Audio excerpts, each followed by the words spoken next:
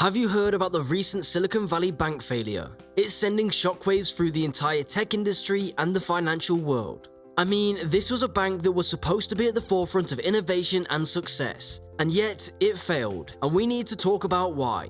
And let me tell you, it's got people more than a little anxious. Fears are starting to spark about whether or not we're heading towards another global financial crisis. And this time, it's different. The stakes are higher than ever before.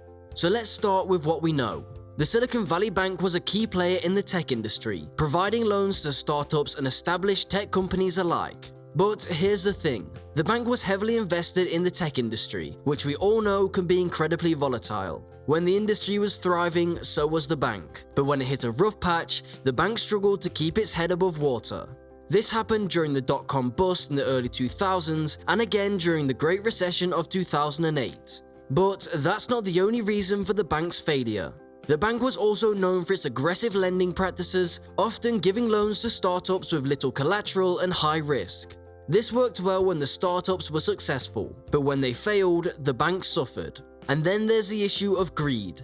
The bank's executives were more concerned with making as much money as possible, even if it meant engaging in risky investments, paying out massive bonuses to themselves, and ignoring warning signs that their bank was in trouble. And finally, their greed brought them down. But before we start to get anxious about the state of our economy, I think it's important that we all understand what's going on. There are some pretty worrying signs out there that indicate that we could be heading towards an economic catastrophe. For starters, have you seen how volatile the stock market has been lately? You see, there's been a lot of talk about the recent stock market volatility and what it might mean for our economy. And I have to say, I think it's a sign that a massive economic catastrophe is coming up. Now, I know that might sound a little scary, but hear me out. You see, the stock market is often seen as a predictor of things to come. When it's up, people feel good about the economy and are more likely to invest in it. But when it's down, it can mean people are worried about what's coming next. And right now, the stock market is down. Way down. We've seen some of the biggest drops in history in just the past few weeks. And that's not a good sign. What it means is that people are worried. They're worried about inflation, rising interest rates, and about a slowing economy. And those are all things that could lead to a massive economic catastrophe. The same goes for the housing market. Over the past few years, the housing market has been on a wild ride. Prices have gone up and down, and it's been hard to predict what's going to happen next. But here's the thing, these fluctuations aren't just random blips on the radar. They are actually a sign of something more serious. You see, the housing market is immediately tied with the broader economy. When the housing market is doing well, it is usually a sign that the economy is strong and people have money to spend. But when the housing market starts to falter, it's often a warning sign that something bigger is happening, and that's exactly what we're seeing right now. The housing market has been fluctuating wildly, and it's not just happening in one area or region, it's happening across the whole country. This is a huge red flag that we're headed for an economic catastrophe. Why is this happening? Well, there are lots of factors at play, but one of the biggest was the COVID-19 pandemic. When the pandemic hit, a lot of people lost their jobs and were unable to keep up with their mortgage payments. Now we are still trying to recover from it. And let's not forget about the unemployment rate. Right now, that number is on the rise. It's still higher than it should be, even though the economy has been supposedly recovering for years. In fact, it's been steadily increasing for the past few months, and that is not a good sign.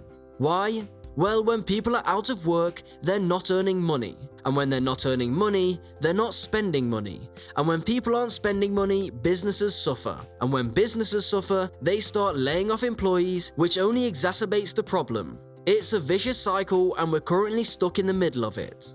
The pandemic has played a significant role in this, of course, but the truth is that our economy was already fragile before all of this started. The rising unemployment rate is just one symptom of a much larger problem. All of these signs point to an unstable economy, and it's making me pretty nervous. It feels like we're on the edge of a cliff, and one false move could send us over the edge. I don't mean to be on a downer, but I think it's important we're all aware of what's going on. Apart from those, one of the biggest concerns I have is the level of debt our country is carrying.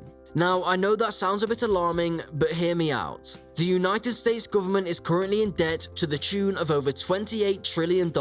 That's a lot of money.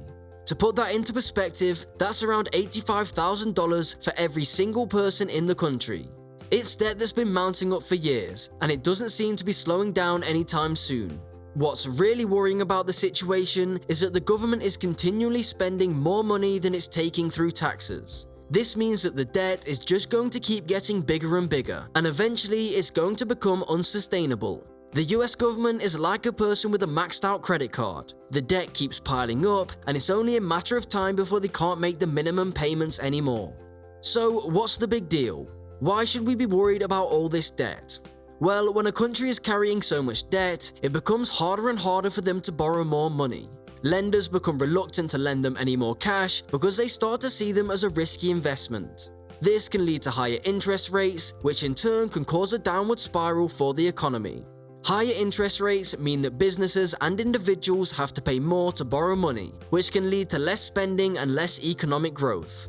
But it's not just the interest rates that we should be worried about. The more debt a country has, the more vulnerable they are to a financial crisis. If there were to be any sudden shock to the economy, a stock market crash for example, the government would find it difficult to respond because they would already be stretched so thin. They would have very little room to move around, and the consequences could be disastrous. Anyway, we are in debt up to our eyeballs, and it means that our government has less flexibility to respond to crises like what we faced with COVID. That's bad. So what can we do about all of this? One thing we can do is diversify our investments. Instead of solely relying on the stock market, we should look at assets that are not tied to it. We should also pay off our debts and live below our means so that we are not as vulnerable if the economy takes a turn for the worse. But we can't just rely on ourselves to fix this problem. We need to hold our leaders accountable and demand that they take action to address income inequality, reduce our national debt, and create policies that protect us from an economic collapse. Anyway, that's a wrap on the potential of another global financial crisis sparked by banking failures. While it's not exactly the most comforting topic to delve into, it's definitely one that we can't afford to ignore. We've seen how the collapse of major financial institutions in recent weeks has caused some really big chaos in the global economy, and the last thing any of us want is a repeat of that. So it's important that we keep a watchful eye on the banking sector and any signs of trouble that might be brewing. Of course, we don't want to give in to panic or fear, but we also can't afford to be wrecked.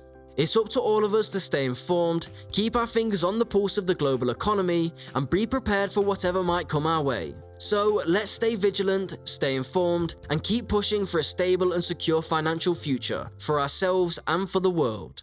Thanks for joining today, and we'll catch you on the flip side.